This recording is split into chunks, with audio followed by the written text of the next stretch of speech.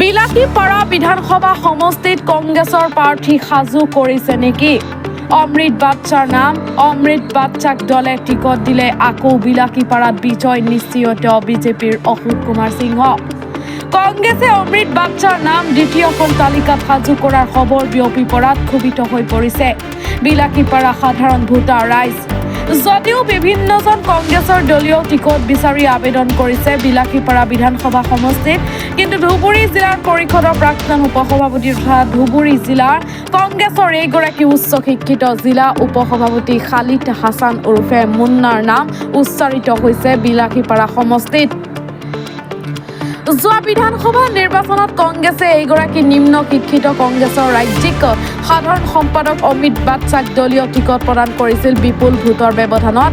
বিজেপিৰ এইগৰাকী বিধায়ক অশোক কুমাৰ সিংহৰ হাতত ব্যাপক হাৰত পৰাস্ত হৈছিল। এতিয়া প্ৰশ্ন হ'ল, কংগ্ৰেছৰ কেন্দ্ৰীয় সভাপতি খাৰ্গে, কংগ্ৰেছৰ যুৱ নেতা ৰাহুল গান্ধী, প্ৰিয়ংকা গান্ধী আৰু অসম প্ৰদেশ কংগ্ৰেছৰ সভাপতি গৌৰৱ গগৈ, সাংসদ প্ৰদ্যুৎ বৰদলৈ, সাংসদ ৰকিবুল হুছেইন আৰু দলৰ নেতৃবৃন্দই যদি আকৌ অমৃত বাট্চাক দলীয় টিকট প্ৰদান কৰে, বিলাসীপাৰা বিধানসভা সমষ্টিখন বিজেপিৰ হাতলৈ যোৱাৰ পূৰ্ণ সম্ভাৱনা আছে।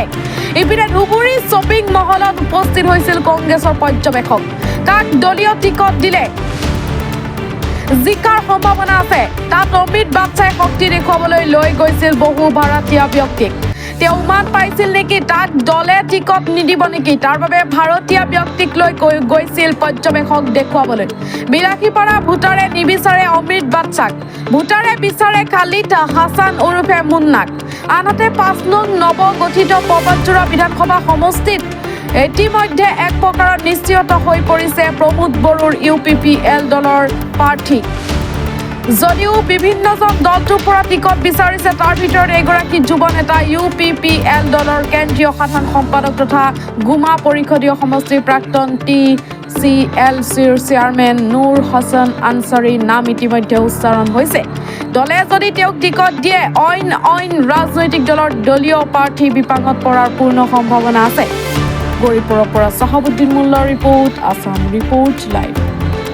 একচুৱেলি বিলাসীপাৰা 10 নং বিলাসীপাৰা যিটো পৰিস্থিতি আনিব বিচাৰি আছে অশোক কুমাৰ সিংহী, আমি তেতিয়া বিজেপিক যিটো তেওঁলোকৰ পৰিস্থিতি, তেওঁলোকে ইমান ভয় খাব কিয় লাগে? কিয় আমাৰ মাইনৰিটি মানুহৰ নামখিনি কৰ্তন কৰিব লগা হৈছে? কিয় এইখিনি মানুহ নহয় নেকি? এইখিনি ভোটৰ অধিকাৰ নাই নেকি? তেওঁলোকৰ মানুহ দি কমপ্লেইন কৰাই আমাৰ মাইনৰিটি মানুহখিনিৰ ভোটাৰ লিষ্টৰ পৰা নাম কৰ্তন কৰা হৈ আছে। এইটো কেনেকুৱা কথা? এইটো আমাৰ কাৰণে এটা বৰ দুখজনক কথা হৈছে। আমি বিলাসীপাৰাৰ ৰাইজ, আমি খিলঞ্জীয়া মানুহ, আমাৰ নামখিনি যদি কৰ্তন কৰা হয়, বাকী মানুহৰ কি অৱস্থা হ'ব? গতিকে আমি সকীয়াই দিছো বিজেপি চৰকাৰক, আগন্তুক দিনত যাতে আমাৰ এই মানুহ এটা মানুহৰ নাম কৰ্তন কৰা নহয়। আমি এইটোৱেই আমাৰ CDC বাইদেউৰ জৰিয়তে ইলেকশ্যন কমিশ্যনাৰক আমাৰ মেমৰেণ্ডাম দিয়া বুলি আমি ইতিমধ্যে থিৰাং কৰিছো, আমি এতিয়াই দি দিম।